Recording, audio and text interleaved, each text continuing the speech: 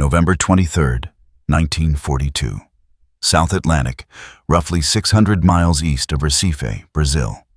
The air inside the engine room of the British merchant vessel SS City of Cairo is a suffocating mix of diesel fumes and sea spray.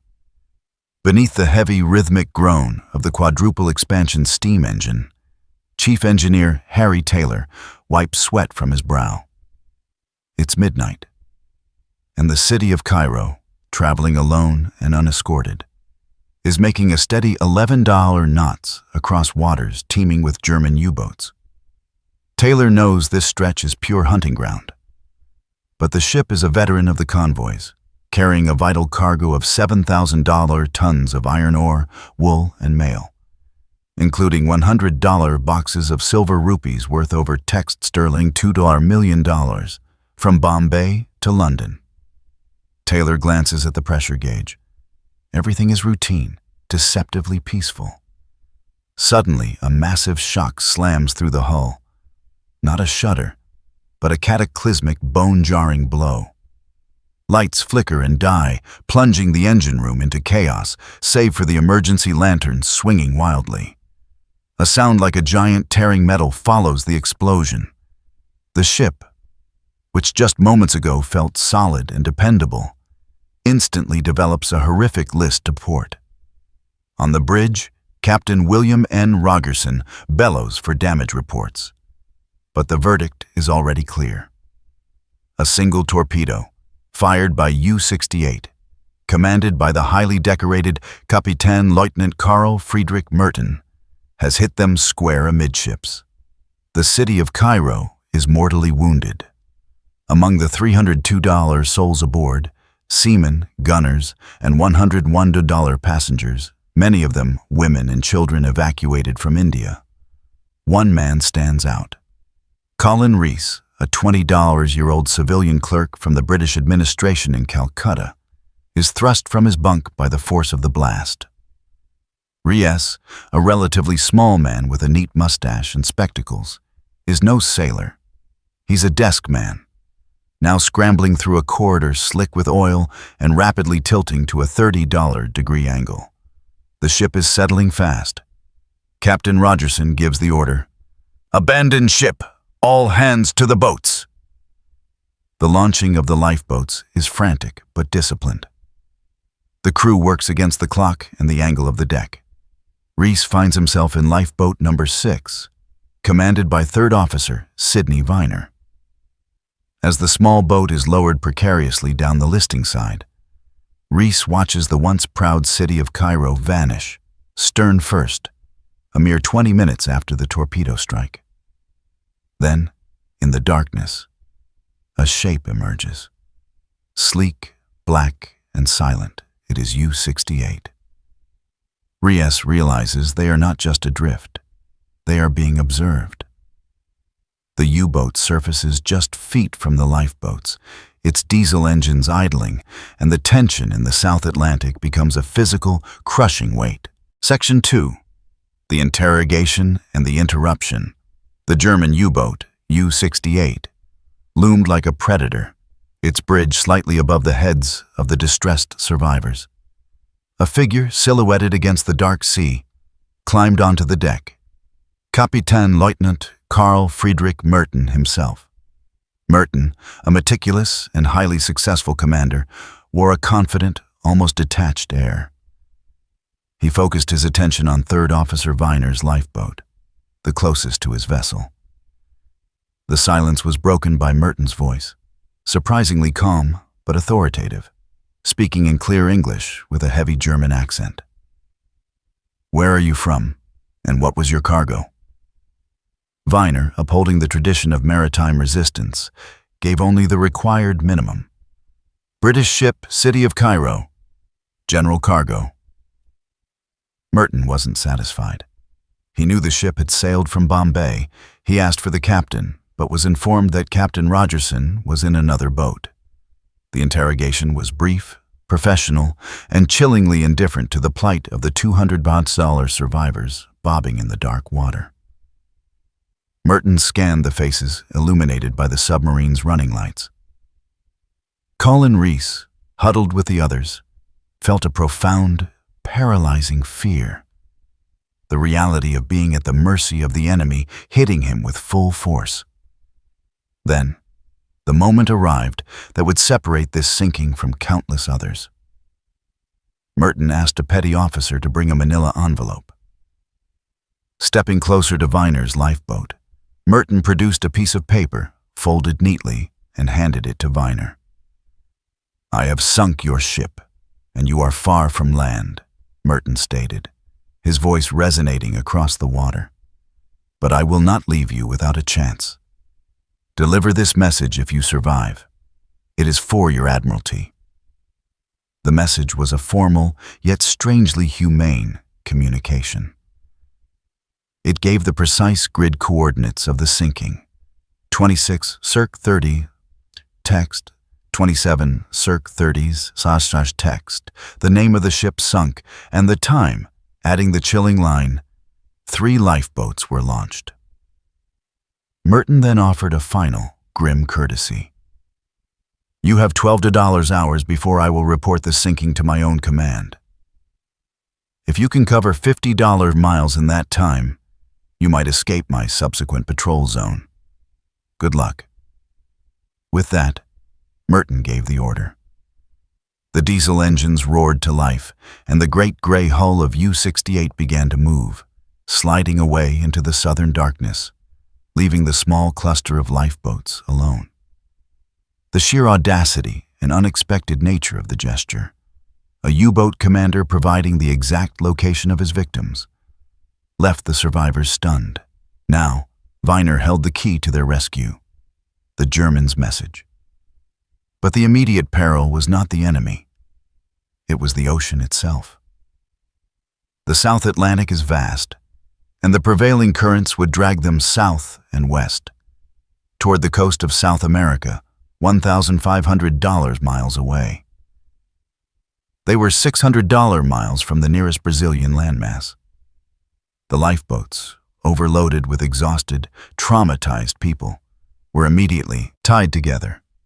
Reese watched Viner carefully fold Merton's note, securing the precious paper inside his oilskins. The survival clock had started, ticking down with the relentless, indifferent rhythm of the waves. The long, agonizing journey had begun, and the fate of over 200 people now depended on the frail wood beneath them, and the message carried by the civilians and sailors they contained. Section 3. The Tyranny of the South Atlantic. The next few weeks became a waking nightmare of sun-scorched days and freezing, sodden nights. Lifeboat number 6, containing Colin Reese, now tied to 3 other lifeboats, was under the command of 3rd Officer Sidney Viner. They were a mixed company: British merchant sailors, gunners from the Dems, defensively equipped merchant ship crew, and several civilian passengers, including Reese. The immediate priority was rationing. Each person received a miserly portion of ship's biscuit and a tiny sip of water twice a day. The constant strain of bailing, rowing, and maintaining discipline began to take its toll. The group tried to keep the 4 lifeboats together, hoping to present a larger target for rescue.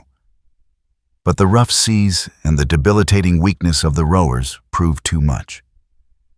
After 4 days, the line holding them snapped in a swell. Despite desperate efforts, the boats drifted apart. Ries's boat, number 6, was now truly alone on the vast, indifferent ocean. Viner, a resolute officer, consulted Merton's coordinates, which confirmed their agonizing distance from land. The current was pushing them, but salvation felt impossibly far. Inside lifeboat number 6, the hierarchy of survival emerged. Viner maintained strict order, but the non-sailors, like Reese, found themselves struggling most acutely. Ries's city constitution was ill-suited for the harsh elements. His skin cracked and burned. His thirst became a consuming obsession. Yet, as a civilian who had witnessed the torpedoing and the interrogation, he possessed a unique perspective and fierce resolve. He often helped with the hand pump used for bailing, his mind fixated on the knowledge that they were not merely lost. They had been given a chance of rescue by the enemy. The psychological pressure was immense. Hallucinations became common.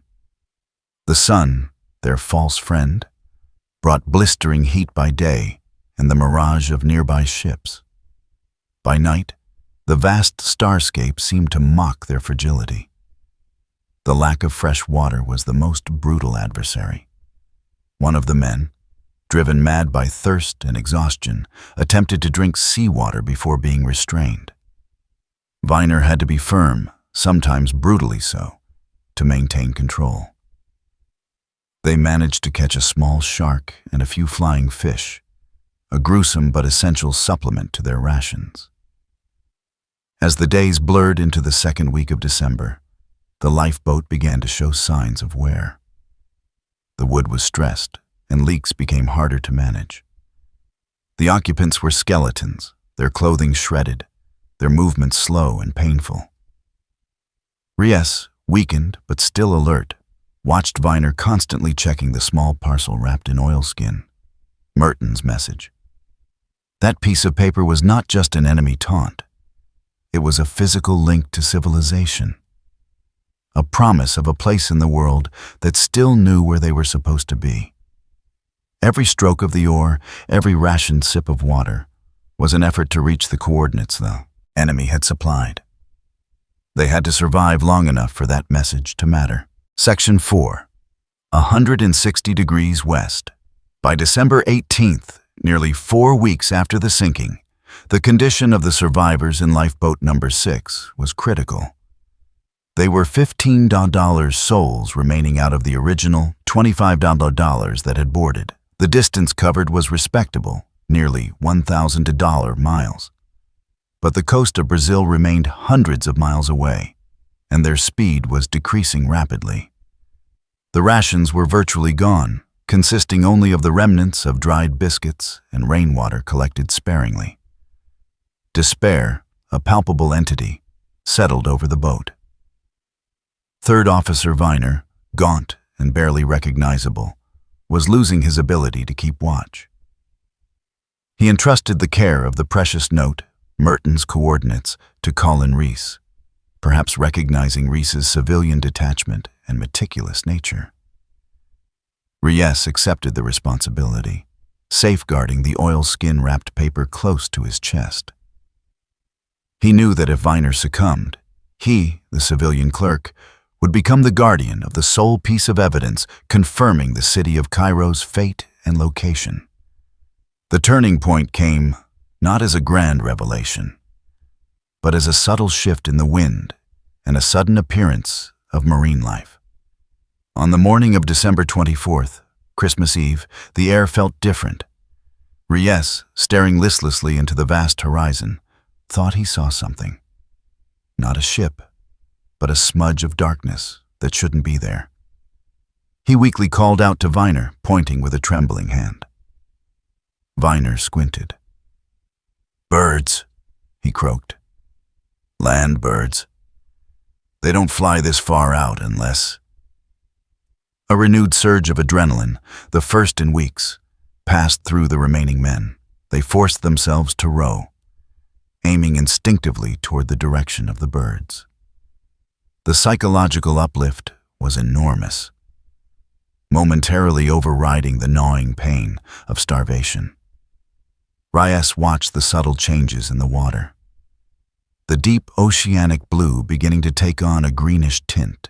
The discovery came at dawn on December 27th. The dim light revealed a coastline, low and green, the shores of Brazil, tears mixed with salt water on the faces of the survivors. They were alive. They had reached the land after 30 days adrift. However, their ordeal was not quite over. The lifeboat approached the coast near the state of Bahia, but the heavy surf made landing treacherous. The exhausted men lacked the strength to navigate the boat safely through the breakers. The lifeboat was violently swamped, throwing the survivors into the churning water. In the ensuing chaos, several men were washed away and drowned, cruelly lost within sight of safety. Colin Reese, though dragged under the waves, clung desperately to the wreckage. He finally felt sand beneath his feet and staggered onto an isolated beach, collapsing immediately. He was one of only 11 men from lifeboat number 6 to make it ashore. Viner, too, survived the landing. Their first hours on land were spent drinking fresh water from a jungle stream and eating small crabs, a primal act of survival. But Reese's first conscious thought after securing his own safety was for the message. He fumbled inside his sodden clothes and retrieved the oilskin. The paper was intact. Section 5. The delivery of the U-boat's secret worn out and dehydrated. The $11 survivors were discovered on the remote beach near Caravelas, Bahia, by local fishermen. They were taken to a small nearby town, provided with medical attention, and eventually transferred to the British consulate in Salvador. Their story was incredible. A $33 a day drift of over $1,500 nautical miles. A journey that defied all statistical odds of survival for a lifeboat of that size and condition. The civilian, Colin Reese, was the one to formally deliver the message.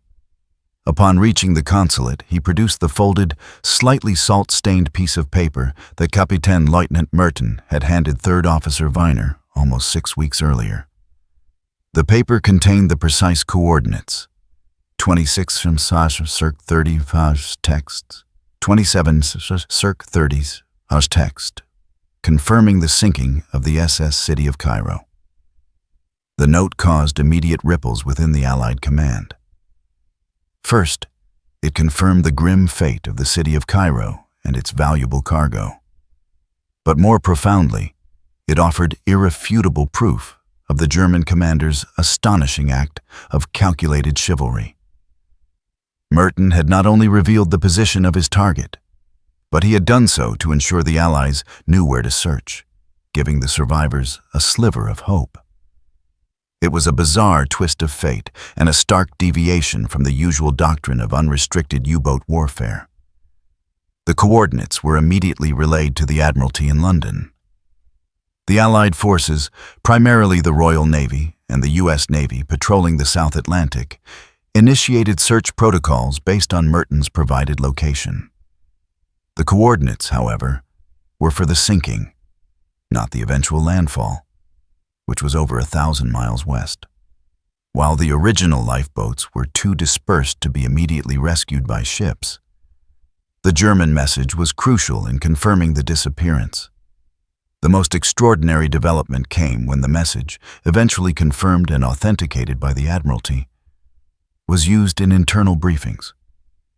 Merton's note became a symbol, an acknowledgement of the harsh realities of naval warfare, coupled with an almost forgotten maritime code of conduct. Reese, the clerk who had survived the blast, the exposure, and the landing, had become the only civilian to be a party to such an exchange, physically delivering the enemy's word. The total casualty figures from the city of Cairo's sinking were devastating. Of the $302 people aboard, $104 were lost during the sinking or the long drift. Only $188 survived, mainly due to the 2 other lifeboats eventually making landfall much further south in various states of exhaustion. Rees and his companions from lifeboat number 6 were among the last to arrive.